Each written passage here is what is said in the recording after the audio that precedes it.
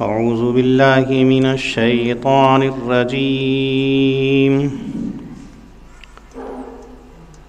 بسم الله الرحمن الرحيم.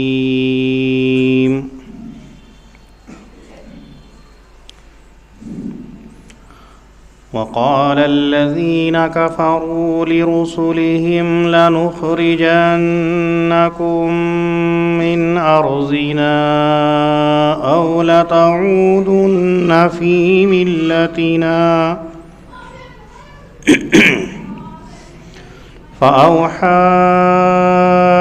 إليهم ربهم لنهلكن الظالمين وَلَنُسْكِنَنَّكُمُ الْأَرْضَ مِنْ بَعْدِهِمْ ذَلِكَ لِمَنْ خَافَ مَقَامِي وَخَافَ وَعِيدِ.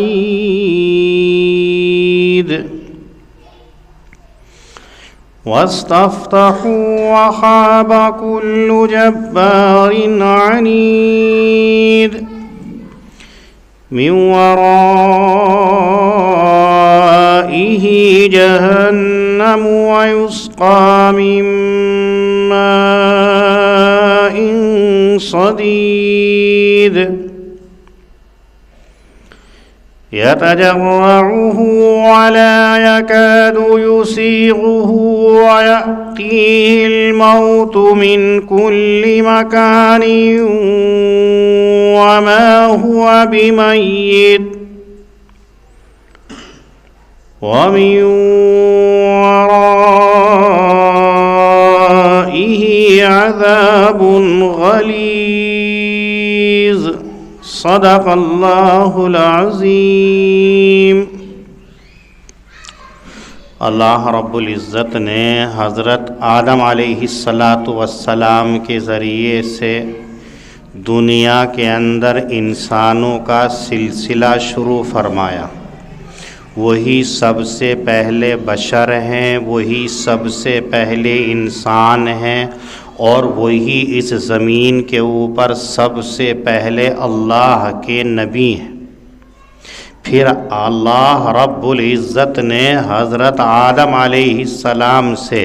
حضرات انبیاؤں کا سلسلہ شروع فرمایا کہ لوگ جب اللہ کے راستے سے دور ہونے لگے، لوگ جب اللہ کے راستے سے علیحدہ ہونے لگے، اپنی خواہشات اور اپنی مرضیات کے مطابق چلنے لگے، اپنی خواہش اور اپنی مرضی کے مطابق عبادت کرنے لگے، جو طریقہ اچھا لگتا، جو چیز اچھی لگتی اس کی پیروی کرنے لگے، تو اللہ نے انسانوں کی رشد و ہدایت کے لیے دو سلسلے قائم فرمائے، ایک کتاب اللہ کا اور ایک رسول اللہ کا، کہ انسانوں کی رہبری کے لیے، رہنمائی کے لیے اللہ نے کتابوں کو دنیا کے اندر نازل کیا، دنیا کے اندر بھیجا کہ اس کے ذریعے سے انسان اپنی زندگی گزارے. جس کام کے لیے اللہ نے دنیا کے اندر بھیجا اسی کام کے اندر لگا رہے، اور سمجھانے کے لیے کہ کتاب براہ راست کوئی انسان خود سمجھ لے بہت مشکل ہے، تو کتابوں کو سمجھانے کے لیے، بتلانے کے لیے، عملی طریقہ نمونہ پیش کرنے کے لیے اللہ نے ان کے ساتھ حضرات انبیاء علیہم السلام کا سلسلہ شروع فرمایا. چنانچہ آپ نے پہلے دیکھا قرآن کریم کے اندر کہ بہت سارے انبیاؤں کو اللہ نے دنیا کے اندر بھیجا، اپنی اپنی قوم کے اندر، اپنے اپنے قبیلے کے اندر، اپنے اپنے خاندان کے اندر. ہر جگہ اللہ نے انبیاؤں کو بھیجا تاکہ وہ لوگوں کو اللہ رب العزت کی طرف بلا سکیں. اللہ رب العزت سے جو وعدہ کر کے آئے تھے، جس کو عہد الست کے نام سے یاد کیا جاتا ہے، جو انسان یہاں آ کر کے بھول گیا ہے، اس کو یاد دلانے کے لیے، اللہ کی مرضی، اللہ کی عبادت کے لیے حضرات انبیاء کو کو بھیجا، چنانچہ آدم علیہ السلام سے لے کر کے حضرت عیسیٰ علیہ السلام تک اللہ نے انبیاؤں کو بھیجا۔ تمام انبیاؤں نے اپنی قوم کو، اپنی امت کو، اپنے قبیلے والوں کو، اپنے علاقے والوں کو یوں ہی کہا کہ تمہیں اللہ رب العزت نے بھیجا ہے اور ہم جو آئے ہیں اسی کی طرف بلانے کے لیے آئے ہیں۔ جو تم سبق بھول چکے ہو، جو تم وعدہ بھول چکے ہو، جو اللہ سے عہد کیا تھا وہ فراموش کر چکے ہو، اسی کی یاد دہانی کے لیے، اسی کو سمجھانے کے لیے ہم آئے ہیں۔ ما تسألهم علیہ من اجر ان اجری الا علی اللہ رب العالمین۔ ہم جو آپ کو یہ بات بتلا رہے ہیں اس کے اوپر نہ تم سے محنت مانگتے ہیں، نہ اجرت کے طلبگار ہے، نہ کوئی تنخواہ لیتے ہیں۔ ہمارا بدلہ اور ہمارا اجر تو رب العالمین کے اوپر ہے، ہم اس سے لیں گے۔ یہ تمام کے تمام انبیاءوں نے بیک زبان کہا، تمام نے اپنی قوم کو سمجھایا۔ پہلے انبیاء علیہم السلام اللہ کی وحدانیت کو بیان کرتے، اللہ کے انعامات کو ذکر کرتے، دنیا اور آخرت کے اندر جو اللہ کے بندوں کو انعامات ملنے والے ہیں وہ تمام کے تمام بیان کرتے۔ لیکن آپ نے دیکھا قرآن کریم ذکر کرتا ہے، تاریخ شاہد ہے کہ ان امم سابقہ نے اپنے انبیاء علیہم السلام کا انکار کر دیا، ان کی تکذیب کر دی، حتیٰ کہ کسی نے اپنے نبیوں کو قتل بھی کر دیا، اپنے علاقے سے جلا بدر اور شہر بدر بھی کر دیا، جلا وطنی کی زندگی بھی حضرات انبیاء نے گزاری۔ تمام تر محنت کے باوجود حضرات انبیاء کے اوپر یہ لوگ ایمان نہیں لائے۔ تو اللہ رب العزت نے حضرات انبیاء علیہم السلام سے کہا کہ اب آپ جو ہے انذار سے کام لیجئے، ان کو ڈرائیے، ان کو یہ بتائیے کہ اگر تم اللہ کی طرف نہیں آؤ گے، اگر تم اللہ کی طرف اپنے آپ کو نہیں لگاؤ گے، ایک اللہ رب العزت جس نے تمہیں پیدا کیا ہے اگر تم اس کو نہیں مانو گے تو پھر تمہارے اوپر اللہ کا عذاب نازل ہو سکتا ہے۔ اللہ رب العزت کی طرف سے حضرات انبیاء علیہم السلام نے یہ اپنی قوم کو سمجھایا، چنانچہ انہوں نے نہیں مانا تو آپ نے دیکھا کسی قوم کے اوپر پتھروں کا عذاب اللہ نے نازل کر دیا، کسی کو دیکھا کہ زمین کے اندر ان کو دھسا دیا، کسی کو دیکھا کہ پانی کے اندر غرقاب کر دیا، کسی کو دیکھا کہ چیخ و پکار کے ذریعے سے ان کو ہلاک کر دیا۔ غرض یہ تمام کے تمام عذاب اللہ رب العزت نے ان لوگوں کی نافرمانی کی وجہ سے، ان لوگوں کی شرکسی کی وجہ سے یہ تمام کے تمام بھیجے۔ ان لوگوں کا طریقہ کہ جب حضرات انبیاء بشیر اور نذیر بن کر کے انہیں خوشخبری دیتے یا اللہ کے عذاب سے ڈراتے تو یہ لوگ حضرات انبیاء علیہم السلام سے یوں کہا کرتے تھے جس کو اللہ نے پہلی آیت کریمہ کے اندر ذکر کیا، قال الذین کفروا لرسلہم لنخرجنکم من ارضنا او لتعودن فی ملتنا۔ اپنے انبیاؤں سے، اپنے رسولوں سے اس نافرمان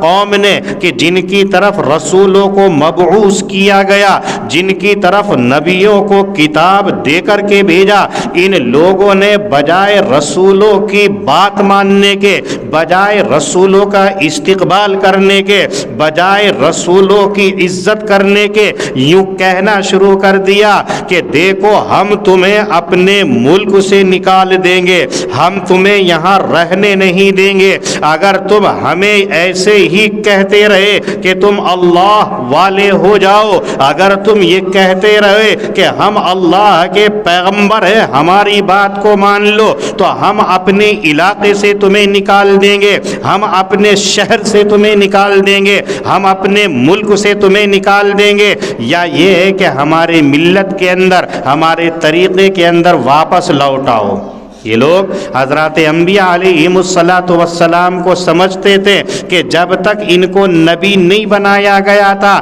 تو یہ بھی ہمارے دین کے اوپر تھے، حالانکہ کوئی نبی ان کے دین کے اوپر نہیں رہا، چاہے اس کو نبوت بعد میں ملی ہو تو نبوت سے پہلے بھی وہ وحدانیت کے اوپر عمل کرنے والے، ہاں نبوت ملنے کے بعد میں ان کی دعوت عام ہو جاتی۔ تو ان لوگوں نے اپنے انبیاءوں سے یہی کہا، یا تو تم یہاں سے بعد آ جاؤ، ہمارے مذہب کے اندر، ہمارے طریقے کے اندر، ہماری ملت کے اندر واپس آ جاؤ، ورنہ ہم تمہیں اپنے ملک سے، اپنے علاقے سے نکال دیں گے۔ جب انبیاء علیہم الصلاۃ والسلام کو ان کی قوم نے یہ کہا تو اگلے جملے کے اندر اللہ رب العزت نے کہا، فَأَوْحَى إِلَيْهِمْ رَبُّهُمْ لَنُهْلِكَنَّ الظَّالِمِينَ، پھر اللہ نے ان کے پاس میں حکم بھیجا کہ ہم یقیناً ظالموں کو ہلاک کر دیں گے، ہم ظالموں کو غارت کر دیں گے، ہم ظالموں کو تہو بالا کر دیں گے، ہم ظالموں کا نام و نشان مٹا دیں گے۔ اس جملے کے اندر اللہ رب العزت نے حضرات انبیاء علیہم الصلاۃ والسلام اور ان کے متبعین کو تسلی بھی دی کہ آپ جمع خاطر رکھیے، آپ اطمینان رکھیے کہ یہ لوگ اگر آپ کو ڈرا رہے ہیں تو آپ کو گھبرانے کی ضرورت نہیں ہے، ہم ہی ظالمین کو ہلاک کر دیں گے، نیست و نابود کر دیں گے۔ اور پھر کیا، وَلَنُسْكِنَنَّكُمُ الْأَرْضَ مِن بَعْدِهِمْ، ان لوگوں کے بعد میں، ظالموں کے خاتمے کے بعد میں ہم تمہیں ہی اس ملک کے اندر آباد کر دیں گے، ان کے بعد میں ہم آپ کو اس زمین کا، اس علاقے کا وارث بنا دیں گے۔ کس کے لیے؟ ذالک لمن خاف مقامی وخاف وعید۔ اس جملے کے اندر قیامت تک تمام انسانوں کے لیے ایک اللہ نے سبق دیا کہ جن لوگوں کو اللہ ملک کے اندر آباد کریں گے، جن لوگوں کو اللہ تعالیٰ اس ملک کا وارث بنائیں گے، وہ لوگ ہوں گے جو اللہ رب العزت کے سامنے کھڑے ہونے سے ڈرتے ہیں، جو لوگ اللہ رب العزت کے عذاب کے وعدے سے ڈرتے ہیں۔ اللہ نے یوں کہا ہے کہ اگر تم میرا کہا مانو گے تو ہم انعامات کو تمہارے اوپر نچھاور کرتے چلے جائیں گے۔ وَلَئِن كَفَرْتُمْ إِنَّ عَذَابِي لَشَدِيدٌ، اور اگر میری نافرمانی کرو گے، اگر میری نعمتوں کی ناقدری کرو گے، اگر اپنے وعدے کو نبھاؤ گے نہیں، اگر تم اپنے عہد و میثاق کو توڑ ڈالو گے تو پھر یاد رکھیے میرا عذاب بڑا سخت ہے، میری پکڑ بہت سخت ہے۔ جو لوگ اللہ کے اس عذاب کے وعدے سے ڈرتے ہیں، اللہ کے سامنے کھڑے ہونے سے ڈرتے ہیں، ایسے لوگوں کو اللہ تعالی ملک کے اندر قائم رکھیں گے، انہی کو جانشین بنائیں گے۔ یہاں اللہ نے یہ فرمایا، اور ایک دوسری جگہ کہا ہے، وَأَمَّا مَنْ خاف مقام ربه ونهى النفس عن الهوى فإن الجنة هي المأوى۔ اس جگہ اللہ نے فرمایا کہ جو لوگ میرے سامنے کھڑے ہونے سے ڈرتے ہیں، ایسے لوگوں کا ٹھکانہ جنت ہے۔ تو گویا اللہ رب العزت سے ڈرنے والوں کے لیے دنیا کے اندر بھی بشارت اور آخرت کے لیے بھی خوشخبری ہے۔ جو اللہ سے ڈرنے والے ہیں انہیں دنیا کے اندر بھی اللہ ٹھکانہ عنایت کرتے ہیں۔ آپ تاریخ اٹھا کر کے دیکھ لیجئے، اتہاس اس بات کا گواہ ہے کہ جن لوگوں کے دلوں کے اندر اللہ کا خوف ہوتا ہے، اللہ رب العزت ان کے ناصر اور مددگار ہو کر کے ان کو ٹھکانہ عنایت کرتے ہیں۔ حضرت نبی اکرم صلی اللہ علیہ وسلم کو دیکھیے کہ مکے کے لوگوں نے آپ کے اوپر کتنے مظالم ڈھائے، مکہ کے لوگوں نے آپ کے ساتھ میں کیا کیا ستم ڈھائے ہیں، حتیٰ کہ حضرت نبی اکرم صلی اللہ علیہ وسلم کو ایک موقع پر مکہ المکرمہ چھوڑ کر کے مدینہ منورہ جانا پڑا، لیکن اللہ نے پھر ٹھکانہ مکہ المکرمہ کو بنا دیا۔ اللہ رب العزت نے اسی مکے کو حضرت نبی اکرم صلی اللہ علیہ وسلم کی سلطنت کے اندر دے دیا، آپ نے اس کو فتح کر لیا۔ یہ ہمارے لیے نذیر ہے کہ اللہ رب العزت جن کے دلوں کے اندر خوف خدا ہوتا ہے، اللہ رب العزت انہیں دنیا کے اندر بھی باقی رکھتے ہیں اور آخرت کے اندر ان کے لیے جنت ٹھکانہ ہے۔ اس آیت کریمہ کے اندر حضرات انبیاء کو سمجھایا کہ یہ لوگ اگر آپ کو منکر ہو کر کے آپ کو بلیک میل کر رہے ہیں، آپ کو دھمکا رہے ہیں، تو یہ کچھ نہیں کر سکتے ہیں۔ بس آپ اپنے دل کے اندر ہمارا ڈر رکھیے، ہمارا خوف رکھیے، تو یقیناً ہم آپ کو اس ملک کا اور اس زمین کا وارث بنا دیں گے۔ عربی جاننے والے جانتے ہیں، اللہ نے فرمایا لَنُسْكِنَنَّكُمْ، تاکید کا صیغہ استعمال فرمایا ہے کہ یقیناً ہم تمہیں اسی زمین کا وارث بنا دیں گے من بعدہم، ان کے بعد میں۔ چنانچہ ایسا ہی ہوا، بنی اسرائیل کو دیکھ لیجئے، فرعون اور آل فرعون نے جب ظلم کی انتہا کر دی، قبطیوں نے انتہا کر دی مظالم کی کہ بچوں کو قتل کر دیا کرتے، عورتوں کو قیدی بنا کر کے رکھتے، نہ جانے کیا کیا کرتے، انا ربکم الاعلی کا وہ نعرہ لگاتا تھا، دعویٰ کرتا تھا، لیکن اللہ رب العزت نے بنی اسرائیلیوں کو اسی مصر کا مالک بنا دیا، وارث بنا دیا۔ ایسی تمام قوم کو دیکھ لیجئے، حضرت نبی اکرم صلی اللہ علیہ وسلم کو مکہ المکرمہ کا والی بنا دیا، خطہ عرب کا مالک بنا دیا، جبکہ وہ لوگ آپ کو قتل کرنے کی سازش ہے، آپ کو نکالنے کی سازش ہے، آپ کو قید کرنے کی سازش ہے، نہ جانے کتنے منصوبے بنا رہے تھے، لیکن اللہ رب العزت نے سب کے اوپر پانی پھیرتے ہوئے مکہ المکرمہ بھی حضور اکرم صلی اللہ علیہ وسلم کے زیر نگے کر دیا۔ یہ ہے اللہ سے ڈرنے والوں کے لیے۔ وَاسْتَفْتَحُوا وَخَابَ كُلُّ جَبَّارٍ عَنِيدٍ، جن لوگوں کی شرشت کے اندر سرکشی لکھی ہوئی ہوتی ہے، جن لوگوں کی فطرت کے اندر کجی ہوتی ہے، جن لوگوں کے دلوں کے اندر شقاوت ہوا کرتی ہے، بدبختی ہوا کرتی ہے، اللہ رب العزت سے ان کو کوئی چیز حاصل نہیں ہونے کی امید ہوتی ہے، ایسے لوگوں کا انجام کیا ہوتا ہے؟ ان کے دل سخت ہو جاتے ہیں۔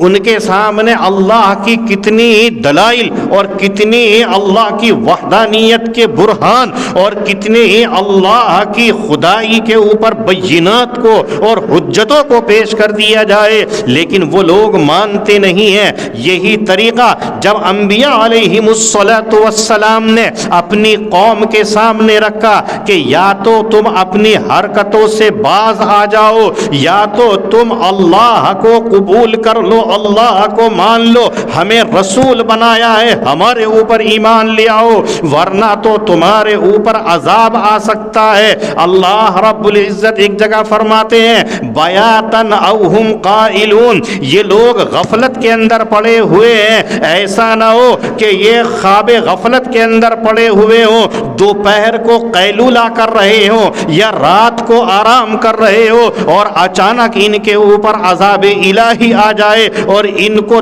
توبہ کی بھی، ان کو سنبھلنے کی بھی مہلت نہ ملے، ایسا نہ ہو کہ پھر پچھتانا ہو۔ تو بجائے ان لوگوں کے دلوں کے اندر اللہ کا ڈر پیدا ہونے کے اور جرت کرتے ہوئے، جسارت کرتے ہوئے، نڈر پن دکھلاتے ہوئے کہتے ہیں وَاسْتَفْتَحُوا وَخَابَ كُلُّ جَبَّارٍ عَنِيدٍ، کہنے لگے وہ فیصلہ لے کر کے آئیے جو اللہ ہمارے سامنے کرنے والے ہیں، ہم اللہ کو نہیں مانتے ہیں، ہمارے سامنے اللہ کا عذاب لائیے۔ اتنی جلدی مچانے لگے، انہوں نے اللہ کے عذاب کو معمولی سمجھ لیا، حالانکہ اللہ عذاب کے اندر مہلت اور ڈھیل اس لیے دیتے ہیں ان کو اپنی غلطی کا احساس ہو جائے۔ آپ حدیث کے اندر دیکھیے، حضرت نبی اکرم صلی اللہ علیہ وسلم فرماتے ہیں جب کوئی بندہ نیکی کا ارادہ کرتا ہے تو فرشتہ کہتا ہے نیکی لکھ لو، اللہ کی طرف سے ہوتا ہے تو وہ فوراً نیکی لکھ لیتا ہے صرف ارادے کے اوپر، اور جب وہ اس کے اوپر عمل کر لیتا ہے تو اب کہا جاتا ہے کہ اس کے حصے کے اندر 10 نیکیاں لکھ لو، اور پھر جتنے لوگ اس کے اوپر عمل کرنے والے ہوتے ہیں ان تمام کام کا اجر اس کے نامہ اعمال میں لکھا جاتا ہے، اور اگر کوئی آدمی برائی کا ارادہ کرتا ہے تو فرشتہ اس کو لکھتا نہیں ہے، اور اگر وہ فرشتہ وہ انسان اس برائی کے ارادے کو چھوڑ دیتا ہے، مثلا کسی نے یہ ارادہ کیا کہ میں کسی کے مال کو چوری کروں گا، یہ پختہ ارادہ کر لیا، تو فرشتہ لکھتا نہیں ہے۔ اور اگر وہ اس ارادے سے باز آ جاتا، پہلے ارادہ کرا مال چوری کروں گا، پھر اپنے ارادے سے باز آ جاتا ہے، تو اللہ کے نبی صلی اللہ علیہ وسلم فرماتے ہیں کہ اس ارادہ غلط سے واپس آنے کے اوپر بھی فرشتے سے کہا جاتا ہے کہ اس کے نامہ اعمال میں ایک نیکی لکھ دو۔ غلطی کا ارادہ کیا تھا، لکھا نہیں گیا، اور ادھر نیکی کا ارادہ کرتا ہے، اچھے کام کا ارادہ کرتا ہے، تو ایک دم سے اس کا ایک ثواب لکھ دیا جاتا ہے۔ مثلا حاجی مستقیم صاحب بیٹھے ہیں، یہ کہیں گے بھائی جماعت میں چلنے کے لیے نام لکھوا لو، آپ نے صرف ارادہ کر لیا ہاں انشاءاللہ، تو آپ کو اس کے اوپر اجر مل گیا، ایک نیکی مل گئی، چاہے آپ نہ بھی گئے لیکن ارادہ کرنے کے اوپر۔ اور اگر آپ جماعت میں چلے جاتے ہیں، جس کام کو کہا اس کو کر لیتے ہیں، تو 10 نیکیاں، اور پھر اللہ تعالیٰ اس کے اندر اضافہ فرماتے چلے جاتے ہیں، جیسی نیت کے اندر اخلاص ہوگا ایسے ہی اس کے اندر اجر۔ لیکن برائی کے معاملے کے اندر دیکھیے، غلط طریقہ اگر کوئی سوچتا ہے تو اسے لکھا نہیں جاتا ہے، جبکہ قانون یہ ہونا چاہیے جب اچھائی کے ارادے کو لکھ رہے ہیں تو برائی کو بھی لکھے، پکڑ ہونی چاہیے۔ لیکن اللہ کی رحمت ایسی ہے کہ برائی کے ارادے کو نہیں لکھتے ہیں، اگر وہ اس ارادے سے باز بھی آ جاتا ہے تو اس کے اوپر بھی اللہ نیکی لکھتے ہیں، اور اگر وہ اس غلط کام کو کر لیتا ہے تو صرف ایک ہی گناہ لکھا جاتا ہے۔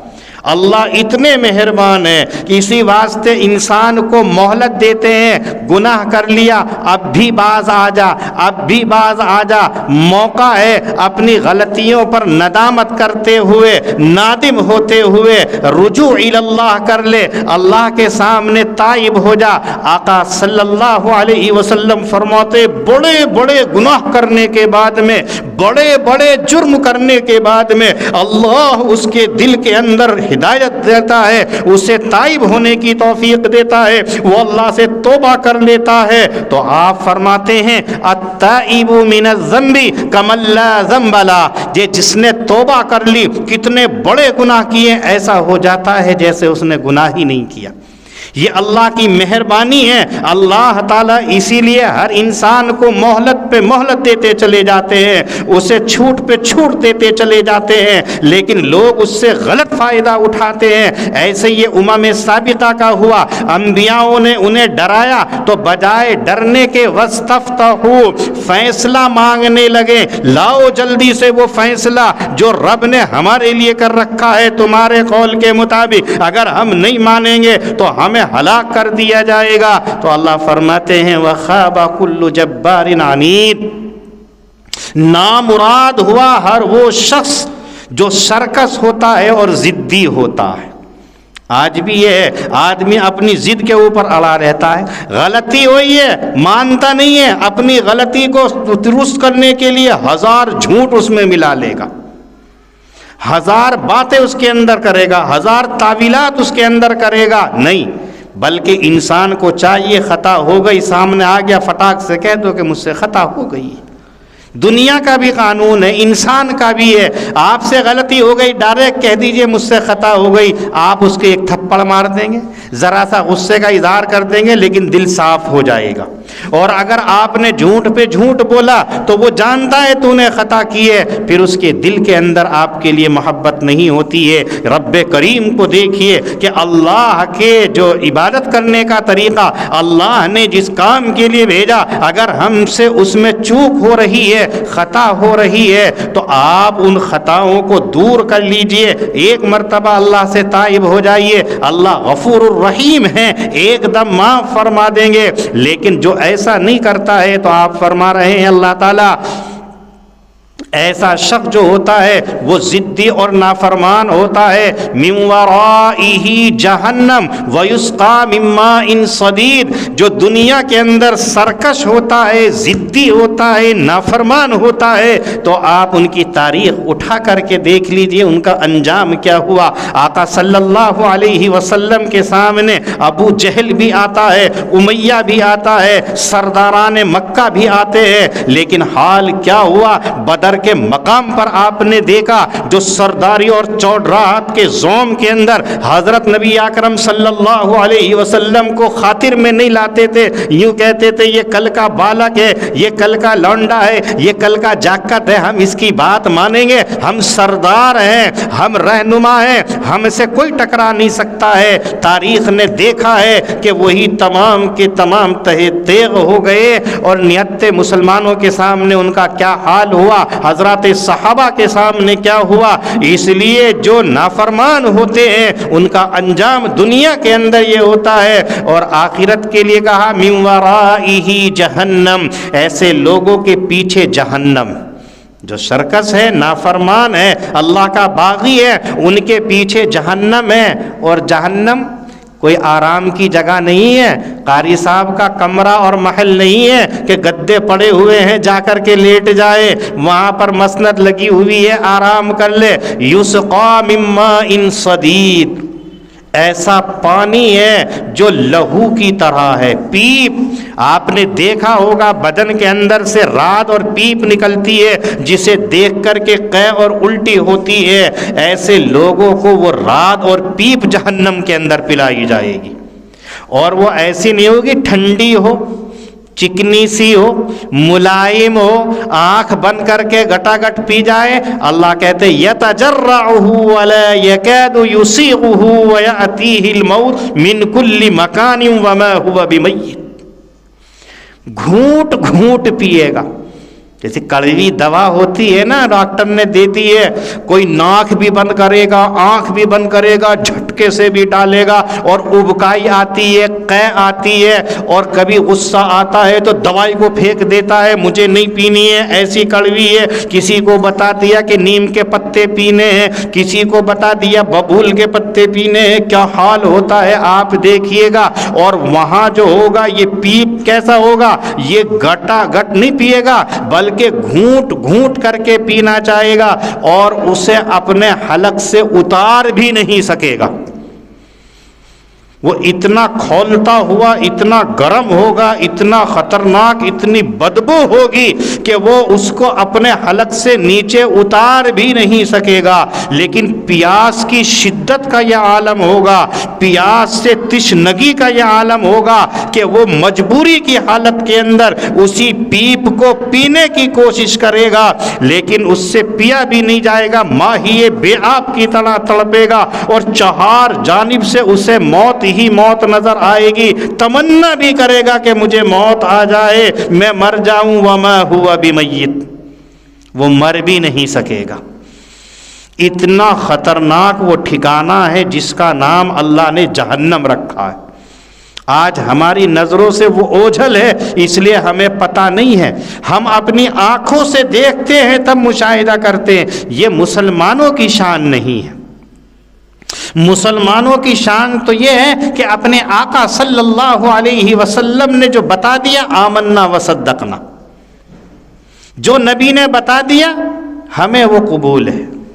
جو نبی نے کہہ دیا وہی۔ مسلمانوں کی شان یہی بیان کی ہے۔ ایک جگہ آتا ہے کہ جب قیامت کا منظر ہوگا، تمام انبیاؤں کو ان کی قوموں کے سامنے بلایا جائے گا، تو قوم پہلے انکار کر دے گی کہ اے اللہ ہمارے پاس کوئی پیغمبر نہیں آیا، قوم نوح انکار کر دے گی کہ نوح نے آ کے ہمیں ڈرایا نہیں ہے، قوم عاد آ کر کے انکار کر دے گی کہ ہمیں کسی نے نہیں ڈرایا، قوم سمود، یعنی تمام کے تمام اللہ سے یوں کہیں کہیں گے چونکہ دنیا کے اندر جھوٹ بولنے کی عادت تھی تو وہاں بھی جھوٹ بولیں گے اور یہ کہیں گے ہمارے پاس کوئی ڈرانے والا نہیں آیا, ہمارے پاس کوئی رسول نہیں آیا. تو انبیاؤں کو اللہ تعالیٰ بلائیں گے, وہ تمام کے تمام کہیں گے کہ ہاں یقیناً ہم آئے تھے, ہم نے ان کو سمجھایا ہے. تو قوم جرأت کرتے ہوئے, جسارت کرتے ہوئے یوں کہے گی کیا ثبوت ہے تمہارے پاس, تم ہمارے پاس دعوت لے کر کے آئے تھے. اپنے نبی کے سامنے جھوٹ بولیں گے کیونکہ فطرت باز نہیں آتے ہیں. جب تک لٹھ نہیں بجتا ہے, جب تک بہانے پہ بہانے کرتا چلا جاتا ہے, جب پکڑ ہو جاتی ہے اب کہتا ٹھیک ہے جی. تو وہاں بھی یہی طریقہ اپنائیں گے, انبیاؤں کو جھٹلا دیں گے, انبیاؤں سے یوں کہیں گے تمہارے پاس کیا ثبوت ہے, تمہارے پاس کیا گواہ ہے کہ تم ہمارے پاس آئے تھے. آپ دیکھیے اکیلا نبی ہے اور ادھر لاکھوں کا, ہزاروں کا, سینکڑوں کا مجمع ہے, ایک آدمی کی کیا بات چلے گی. تو اللہ رب العزت کے یہاں تو فیصلہ ہوگا, انصاف ہوگا. اللہ حضرات انبیاء سے کہیں گے بتاؤ تمہارے پاس کیا ثبوت ہے. حالانکہ اللہ جانتے ہیں ہمارے انبیاؤں نے ساری بات پہنچائی ہے, لیکن اس کے باوجود اتمام حجت کے لیے اللہ تعالیٰ انبیاؤں سے کہیں گے تمہارے پاس کیا ثبوت ہے کہ تم نے ہمارے پیغام تمام ان لوگوں تک پہنچا دیے تھے, کوئی گواہ ہے یا نہیں ہے. تو حضرات انبیاء علیہم الصلاۃ والسلام کہیں گے کہ ہاں امت محمدیہ ہماری گواہ. آپ کو گواہ بنائیں گے حضرات انبیاء علیہم الصلاۃ والسلام اپنی بات کو بیان کرنے کے لیے کہ ہم نے اپنی قوم کو سمجھایا تھا. چنانچہ امت محمدیہ کو بلایا جائے گا, تمام امت محمدیہ سے پوچھا جائے گا تو فٹاک سے کہیں گے کہ ہاں حضرت نوح نے بھی, حضرت ابراہیم نے بھی, حضرت موسیٰ نے بھی, حضرت ہود نے بھی, حضرت صالح نے بھی, تمام انبیاؤں نے اپنی قوم کو دعوت دی تھی, آپ کی طرف بلایا تھا, انہوں نے مانا نہیں. وہ قوم تب بھی جسارت کرتے ہوئے کہے گی تم تو بعد میں آنے والے ہو, ہمارے کیا سامنے تھے, ہمارا زمانہ پہلے کا ہے اور تم بعد میں آئے ہو, تمہیں کیا خبر ہے, تم بغیر دیکھے کیسے گواہی دے رہے ہو. امت محمدیہ کو بھی جھٹلانے کی کوشش کرے گی وہ قوم. اللہ رب العزت امت محمدیہ سے کہیں گے کہ بات تو ان کی ٹھیک ہے, آپ تو بعد میں آئے ہیں, یہ تو آپ سے سینکڑوں سال پہلے ہوئے ہیں, کتنی صدی پہلے گزرے ہیں, پھر آپ کو کیا پتا کہ انہوں نے قوم کو دعوت دی تھی یا نہیں دی تھی, آپ کے پاس کیا ثبوت ہے.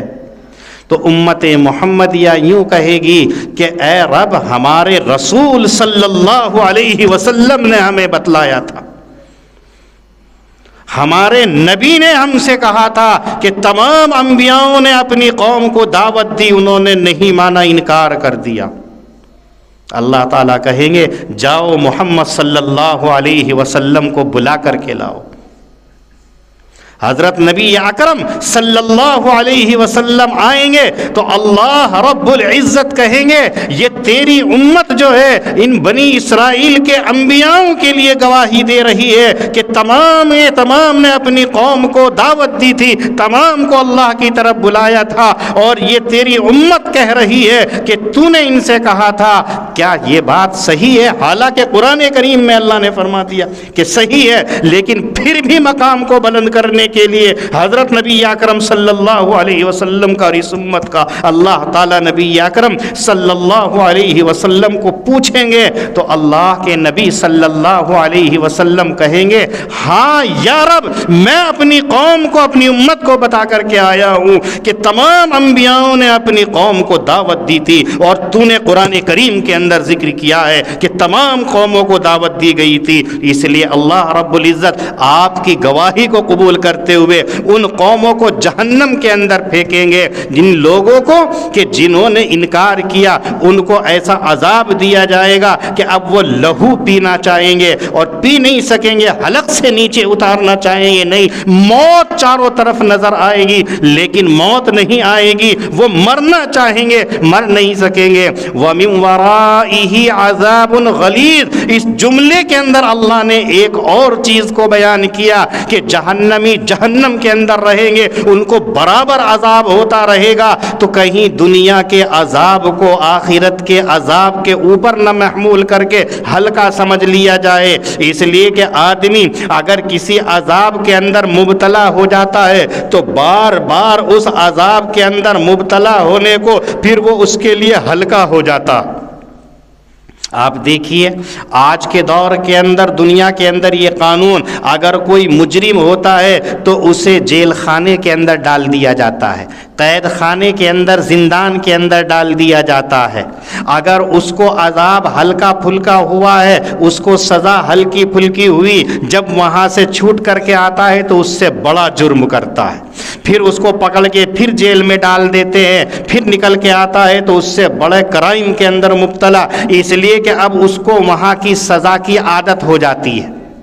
اور وہ عذاب کو آپ نے دیکھا ہوگا بار بار چھٹتا، بار بار جا رہا، بار بار چھٹتا، بار بار جا رہا ہے۔ ایسی بچہ ہوتا ہے کہ استاد نے ایک دفعہ مار دیا پکا، پھر مار دیا، پھر مار دیا، تو اب وہ سمجھتا ہے جا رہے 2 ڈنڈی مار دیں گے، 4 ڈنڈی مار دیں گے، 5 ڈنڈی مار دیں گے، اس کی عادت ایسی ہو جاتی ہے۔ آپ دیکھیے آپ آرام کے اندر رہنے والے ہیں، آپ اے سی کے اندر رہنے والے ہیں، اگر ذرا سی بھی گرمیوں کے موسم کے اندر آگ کی لپٹیں لگ جائے آپ کا برا حال ہو جاتا ہے، لیکن جو آگ کی بھٹی کے اندر بیٹھا رہتا ہے، کھانا پکانے والا ہے، یا اسی طریقے سے وہ بیٹھے ہیں جو آگ کے اندر دھونک کر کے لوہے کو پکا کر کے نہ جانے کیا کیا چیز تیار کرتے ہیں، انہیں احساس بھی نہیں ہوتا گرمی کا، چونکہ وہ باڈی ان کی ایسی ہو جاتی ہے، جسم اس کو قبول کرنے لگتا ہے، تو وہ ان کے لیے عذاب ہلکا ہو جاتا ہے، پھر وہ عذاب نہیں ہوتا ہے۔ تو کہیں یہ لوگ جو دنیا کے اندر مجرم ہیں آخرت کے عذاب کو ایسے عذاب نہ سمجھ لے،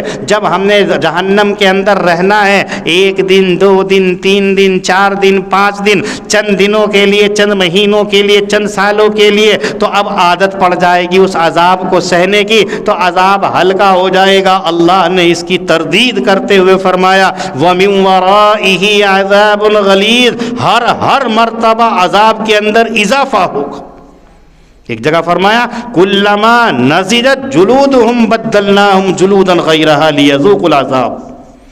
جب انسان کو جہنم میں ڈالا جائے گا اور وہاں اس کی آگ اس کی کھال کو جلا کر کے ختم کر دے گی، ایک دم سے دوسری کھال پیدا کر دی جائے گی، پھر وہ جلے گی، پھر تیسری کھال، اور ہر مرتبہ شدت عذاب کے اندر سختی ہوتی چلی جائے گی۔ تو کوئی جہنم کا عذاب دنیا کا عذاب نہیں ہے، معمولی نہیں ہے، بلکہ اس کے علاوہ بھی اور بڑے بڑے عذاب ہیں، اس لیے اللہ کے عذاب سے ڈرتے رہنا چاہیے۔ حضرت نبی اکرم صلی اللہ علیہ وسلم کے ذریعے سے امت کو خطاب کیا کہ امم سابقہ کا یہ ہے، امت محمدیہ کو بھی غور کرنا چاہیے کہ وہ نافرمانی سے باز آ جائے۔ وقال الذين كفروا لرسلهم لنخرجنكم من ارضنا او لتعودن في ملتنا، منکرین نے اپنے رسولوں سے کہا کہ ہم تمہیں اپنی زمین سے نکال دیں گے یا کہ تم ہماری ملت کے اندر لوٹ آؤ۔ فَأَوْحَى إِلَيْهِمْ رَبُّهُمْ، تو ان کی طرف ان کے رب نے حکم بھیجا لَنُهْلِكَنَّ الظَّالِمِينَ، کہ ہم ان ظالموں کو ہلاک کر دیں گے، وَلَنُسْكِنَنَّكُمُ الْأَرْضَ مِنْ بَعْدِهِمْ، اور ہم تمہیں آباد کریں گے زمین میں ان کے بعد میں۔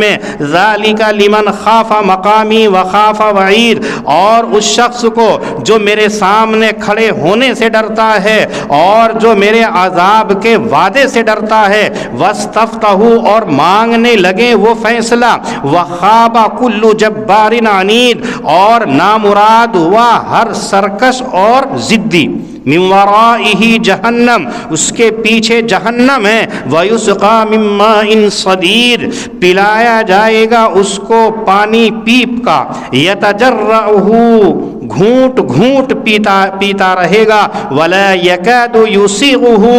وَيَأْتِيهِ الْمَوْتُ مِن كُلِّ مَكَانٍ وَمَا هُوَ بِمَيِّتٍ، اور وہ حلق سے نیچے نہیں اتار سکتا،